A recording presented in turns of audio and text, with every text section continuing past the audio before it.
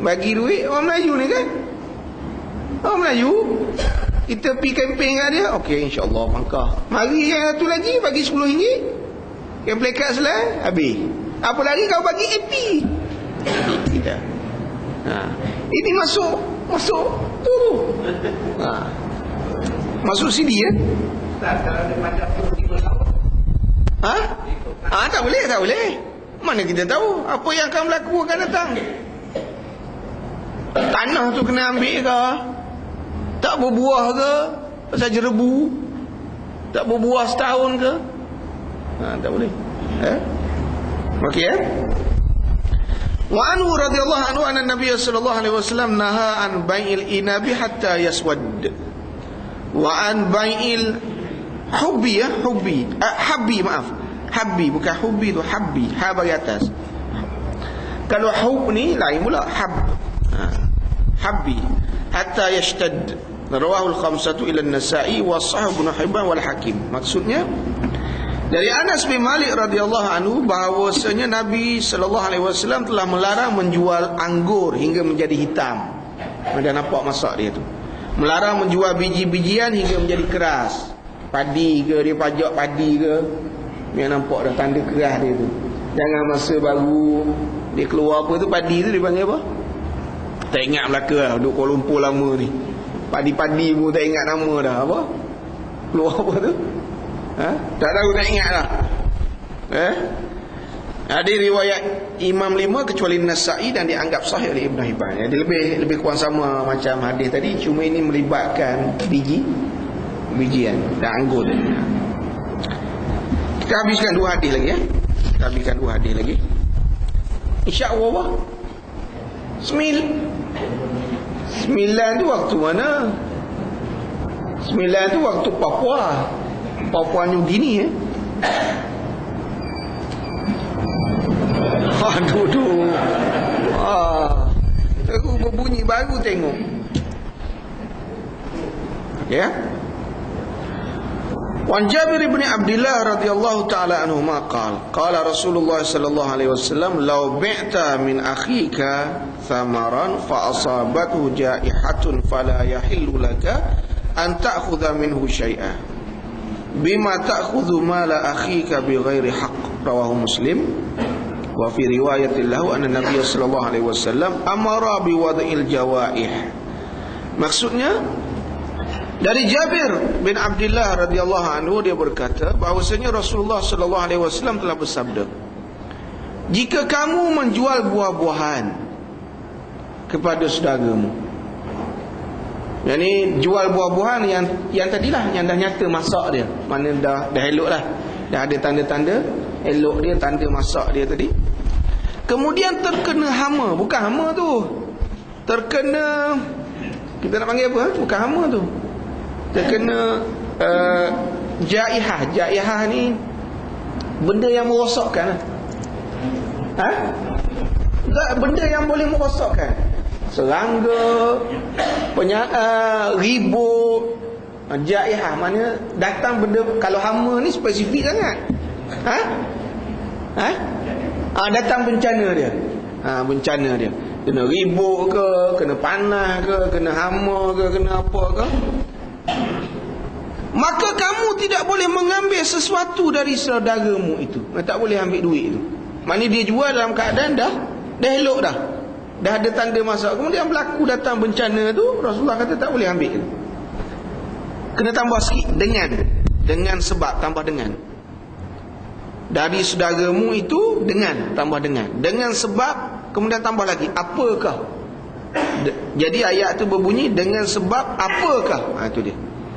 Dengan sebab apakah tambah. Dengan tambah dan apakah. Antara sebab tu. Dengan sebab apakah. Jumpa kamu mengambil harta saudara kamu dengan tidak benar. Hadis riwayat Muslim. Jadi hadis ni nak menjelaskan bahawa barang siapa yang menjual buah di kebun dia, macam pajak tadi ke, dalam keadaan buah tu dah ada tanda masak, dah ada tanda elok, kemudian datang bencana tadi. Jadi Rasulullah sallallahu alaihi wasallam melarang mengambil duit daripada pembelian tu. Pembeli tak boleh ambil, tuan kebun tu tak boleh ambil duit tu. Jadi bagaimana hukum ni? Menurut Imam Malik, perhati betul saya nak sebut ni. Menurut Imam Malik yang biasa diamalkan,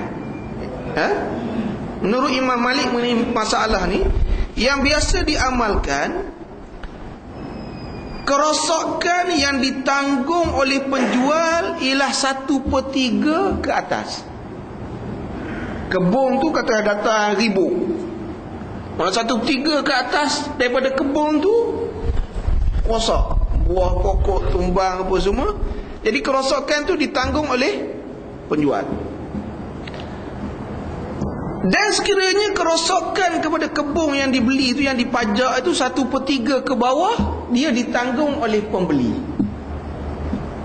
yang memajak kebun tu. Boleh faham tu?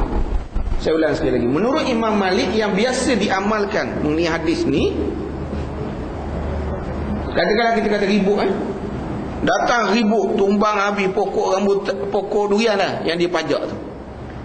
Jadi sekiranya yang rosak itu 1/3 ke atas, 1/3 ke atas dari kebun tu rosak, maka kerosakan itu ditanggung oleh penjual, tukang kebun, pemilik kebun tu. Maknanya dia kena serah balik lah duit tu. Tapi sekiranya kerosakan kepada kebun itu 1/3 ke bawah, pokok yang tumbang katakanlah 90 pokok, yang tumbang hanya 30 pokok, yang tumbang hanya 30 pokok, maka yang 30 pokok tu dia ditanggung oleh pembeli. Mana tak perlu bayar balik lah, tak perlu serah balik duit. Boleh faham tu? Dia cuma kalau 1/3 ke atas saja. 1/3 ke atas, kata 40 pokok tumbang, maka 40 pokok tu ditanggung oleh pemilik kebun. Pemilik kebun ni dia kena serah balik lah nilai untuk 40 pokok. Tapi kalau 1/3 ke bawah, kita ada 20 pokok yang tumbang, dia ditanggung oleh peraih ataupun pembeli yang memajak tu. Boleh faham tu? Ini menurut Imam Malik bin Anas radhiyallahu anhu mengenai amalan kepada hadis ni. Boleh faham? Jadi kalau kita ada kebun tu, kalau orang dah pajak kau berlaku apa-apa, kita hukum tu lah yang kita pakai. Iaitu kalau 1/3 ke atas, tuan kebun yang tanggung. Kalau 1/3 ke bawah, pemajak tu, peraih pembeli tu yang tanggung. Itu dia. Okey hadis seterusnya, hadis terakhir. Wa an Ibnu Umar radhiyallahu taala anhuma an Nabi sallallahu alaihi wasallam annahu qala man ibta'a nakhlan ba'da an tu'abbar fa thamaratuha lil ba'i alladhi ba'aha illa an yashtarita al mubta', muttafaqun alaih. Maksudnya hadis Bukhari Muslim, Al-Bukhari Muslim, dari Ibnu Umar radhiyallahu anhuma, dari Nabi sallallahu alaihi wasallam, beliau bersabda, barang siapa membeli kurma, tak kira pokok apa pun. Maksud di sini membeli pokok kurma ataupun pokok-pokok lain yang berbuah, tanda sikit, yang berbuah, yang ada buah, setelah dikawinkan. Mana pokok tu dikawin, ada buah, kemudian dia beli tanah situ ke ada pokok yang berbuah, maka buahnya menjadi milik penjual.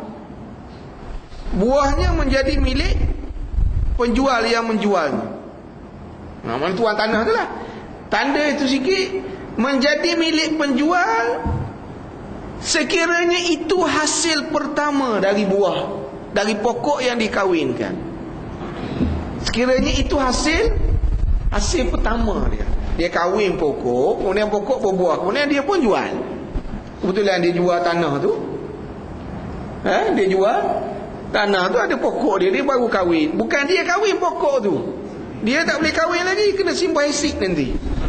Ada 2 kes dah berlaku di Kelantan. Kena simbah isik nanti, jangan main.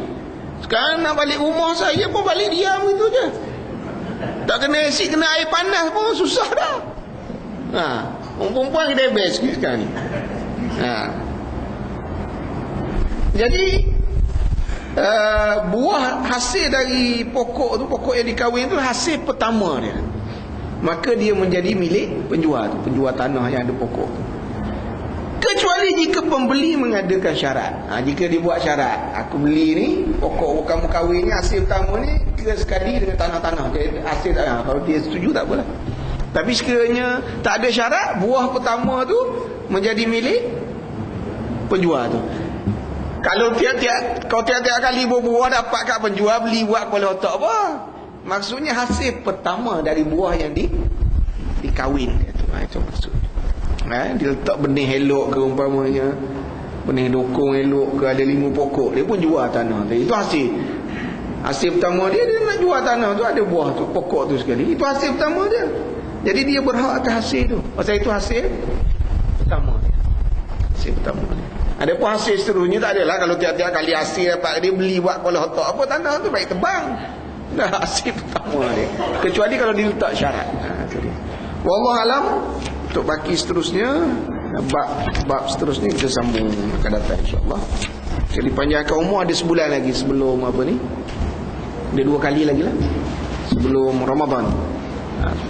Wallahualam. Subhanakallahumma wa bihamdika. Assalamualaikum warahmatullahi wabarakatuh.